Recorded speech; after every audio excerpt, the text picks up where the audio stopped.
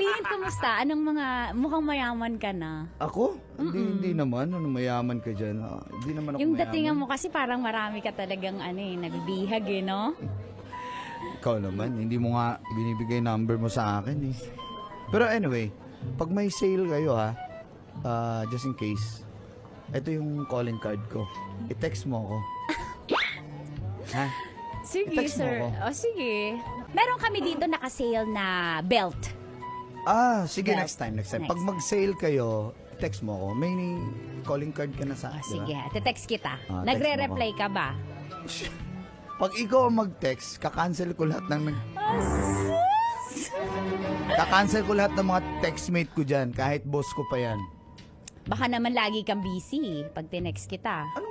Siyempre hindi. Pag ikaw, hindi ako busy. Ano ka ba? Ay, nako. Basta, i-text mo ako ha. Bayaran ko na yan. Sir Clint, siguro, may asawa ka na ba? Wala, binata ako.